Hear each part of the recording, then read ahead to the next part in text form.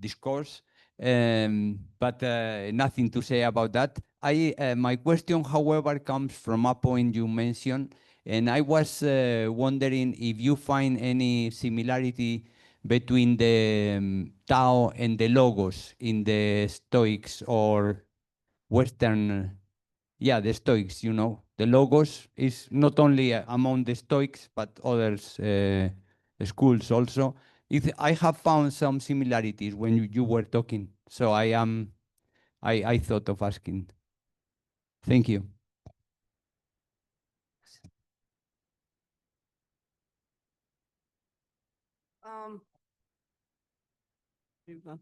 Yes, indeed. There is a similarity of Tao and Logos, and there has been made comparison variously with different parts of ancient Greek and later Neoplatonism and other forms of Western philosophy. And there obviously is a strong tradition of virtue ethics in the Western tradition. I mean, we do have just because governments tend to rely on utilitarianism doesn't mean that there isn't a strong tradition of virtue ethics in the Western tradition. And there is also a sense of respecting circumstances and of bringing things, although the big difference here is that in the Western tradition, you do have a very linear approach to things. You know, you act and then there's a consequence. And so the thinking is A goes to B, goes to A, goes to B. So you have a linear sense. And this sense of synchronicity and of time flowing in circles and circumstances coming together that require slightly different reactions is not as strong as it is in the Chinese tradition. It is, you will find traces of it. There is synchronicity in Western thought, but it's the dominant thought is very linear. And in the Chinese tradition, with this kind of ethical system, your understanding of how the universe works and how things work is much more circular and much more holographic. So there's a big difference there. So you get virtue ethics takes a much higher position than it does. Thank you. We have two questions from Zoom. I read for you. What if, it is Luis Miguel Moreno. I've got a question. What if someone else doesn't know what's good for them? I'm thinking about behavioral problems, addiction, or even an inability to assess themselves properly due to some kind of poor emotional skills. How would Taoism face these issues in your point of view? Yes, so you have a situation where a person is very sick or is addicted or has very strong negative kinds of behavior. You need to put some kind of control mechanism in there so that they cannot harm other people. And then your effort would be to try and understand where this particular, more like a psychological approach, like psychologists nowadays. Where does this problem come from? And then how can we mitigate it? And so again, you're in a situation like that, you would make sure there's boundaries so the person can't harm other people, which is one thing.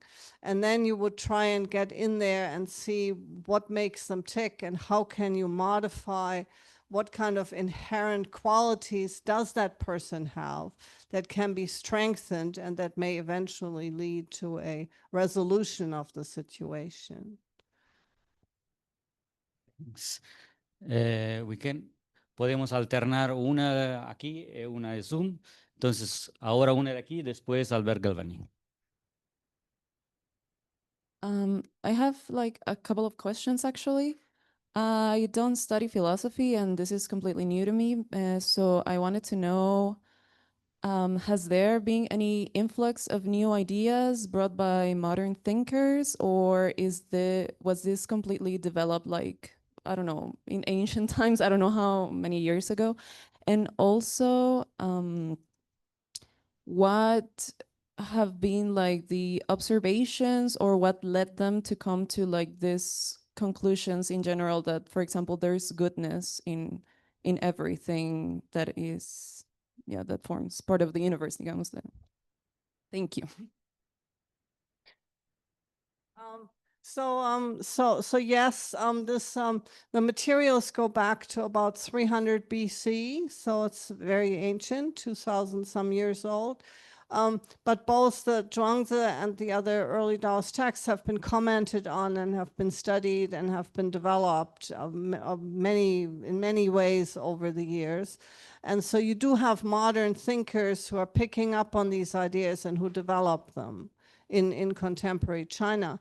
And then I brought in the Seligman materials, which is closest to what Zhuangzi would be agreeable to. But you also have Western thinkers that are very close to that thought. So this is not something that's static in the ancient world. It's just my expertise is in the ancient texts, and so that's where I come from.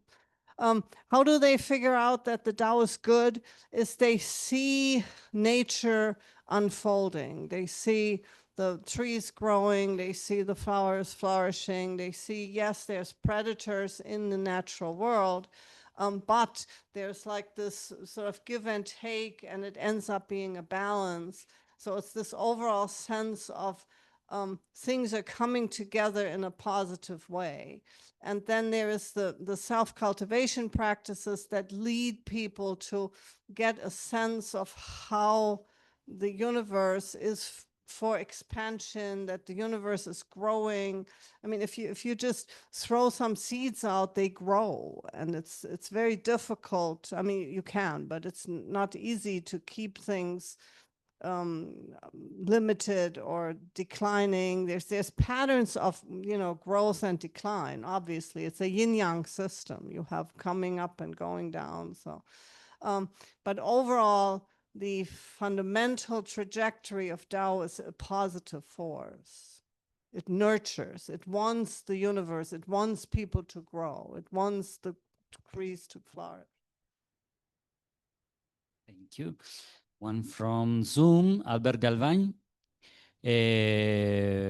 Many thanks for your wonderful talk. I would like you to elaborate a bit more on the idea of situated ethics within a Taoist tradition.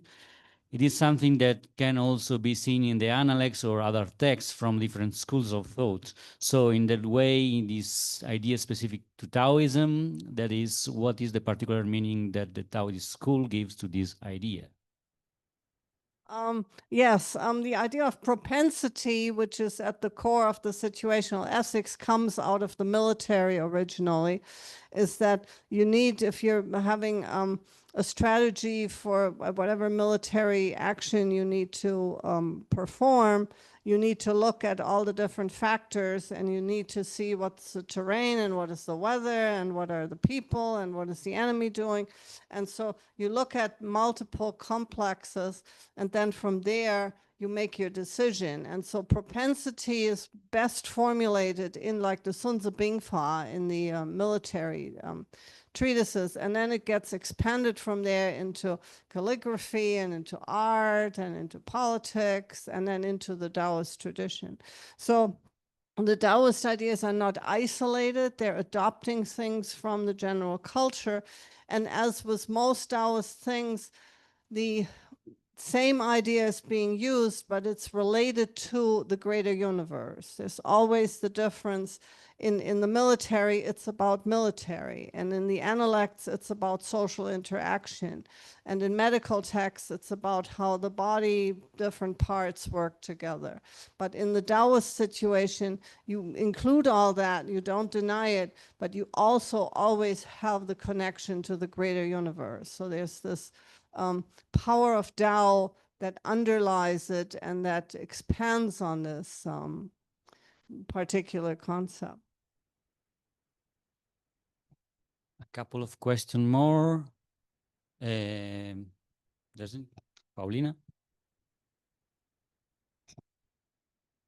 Thank you for your lovely presentation. Now, if I understood you, you would maintain that from a Taoist point of view, human is basically good, and as the universe is basically good. Now, what would you say about how Taoism would explain evil? That would be my question. How Taoism would explain evil?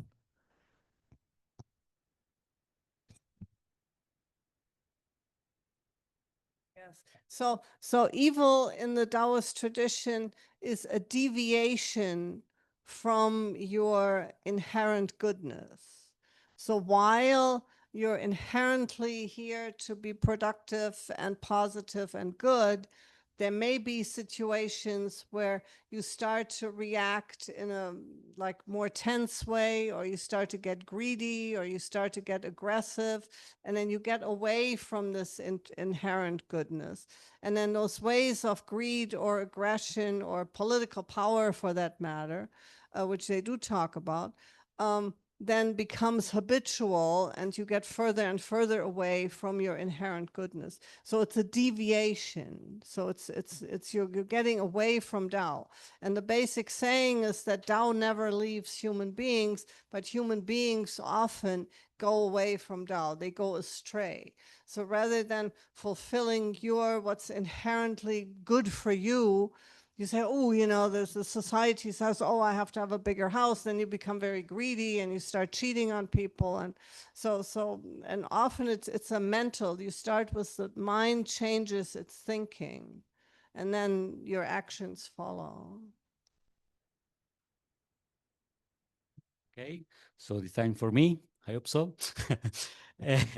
So no, I have a curiosity about how this kind of, I don't know if we can say selfless ethic of this focus on the altruistic, on the receiver of, not on the agent, can be, they applied on self-cultivation and practices, because it seems that self-cultivation is the cultivation of the self. So this is my question.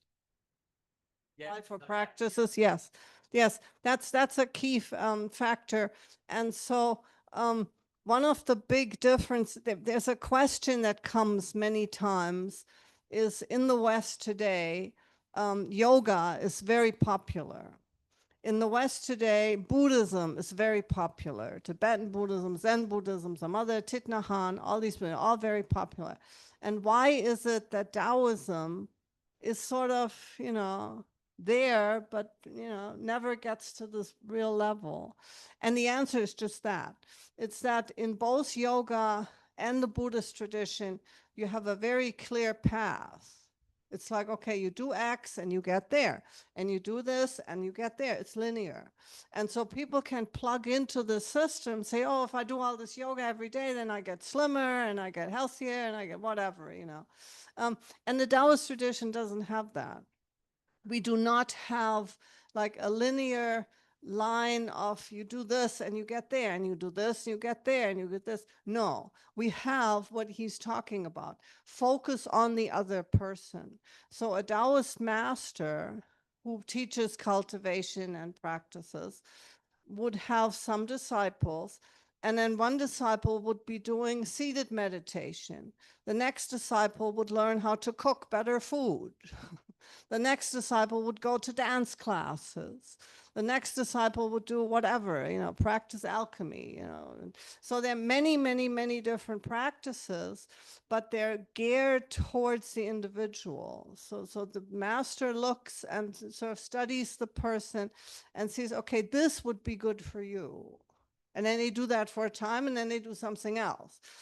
Which is the same principle in Chinese medicine. One of the big problems they have with acupuncture is that you cannot really create a double-blind study, because you can't just put a pile of needles to different points and then see the other person, no, because it's very geared to what's going on in that person's energy system. And so my headache is not the same as your headache, and mine may come from the neck, you may come from your stomach, and depending on that, your treatment is different. So it's that situational, very personalized ethics that plays out in the cultivation, in the medicine, in the teachings, and that leads to, among other, it leads to great success. Acupuncture is very efficient. But it also leads to the fact that people in the West like, well, okay, what do I don't want to do this, but what am I getting? How does it work?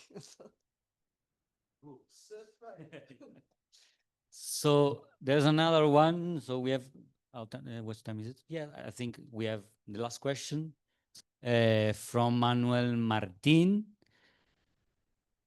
Taking into account that the Tao, as you have just mentioned, is seen as a positive force given its capacity to nurture, how are those moments characterized by the perishing of beings? For example, natural disaster. Understood. Are they simply conceived as a part of the cycle? If that is the case, does this process always tend toward limitless evolution, or are these moments of contraction or reduction? Thanks. The second, there is times of expansion and then times of contraction. There's times of flourishing, there's times of withering. So, you know, in the spring, all the greenery grows up. In the fall, the leaves fall down. And so it's part of a natural rhythm. And the belief is that human beings, by exploiting nature and by, you know, cutting down too many trees and straightening out rivers and building dams and all those things that are described in the ancient texts, are messing with the integrated ecological system. And then it causes some of these contractions, some of these disasters. So disasters and diseases are the result of straying, of getting away from the natural patterns. And it doesn't mean that you can't utilize a river or you can't build a house or you can't cut down a tree, but you have to do it in a responsible way. And so, which is where Taoism makes a huge contribution to ecology, which again is not one size fits all. It's like, in this situation, you should look at this, and in this country, you need to look at that. So yeah, so there are periods of contraction and destruction, like this a life and death cycle. I think, no, last question. Yes. Hi, Professor. My question is,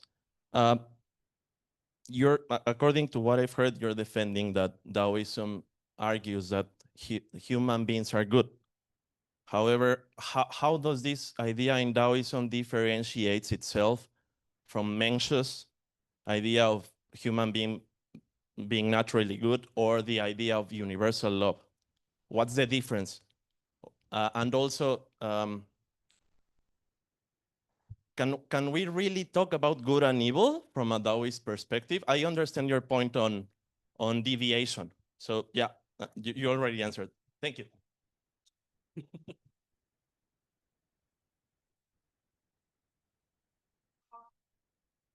Talk about good and evil in absolute terms. You can talk about a smooth flow and harmonious energy or deviated off energy. So it's degrees of the same phenomenon. So the Mencius ideal of the human nature is good is very similar to the Daoist, very similar. And Mencius is also the one who talks about the Haoranje Qi, the flood-like Qi. And he's the one who says, you know, where the mind goes, the Qi follows, which is, you know, like the #1 slogan in all Qigong practitioners. So Mencius and the Taoists have a lot in common. But then again, the Mencius focus is society, Confucian. The Taoist focus is to connect to the universe, the same thing. The universal love thing, there's certain branches of Taoism, which we call the primitivists, that are very similar to the Moist ideals, where you have these small communities and you sort of do away with a lot of cultural extraneous rules, regulations, governments, and you just nurture this mutual kind of love thing. So that's one branch of the Taoist tradition that's similar to that. So the more dominant Zhuangzi is not quite as similar. It's more of an individually oriented feature. Thank you so much. Thank you, Livia. Give a big applause.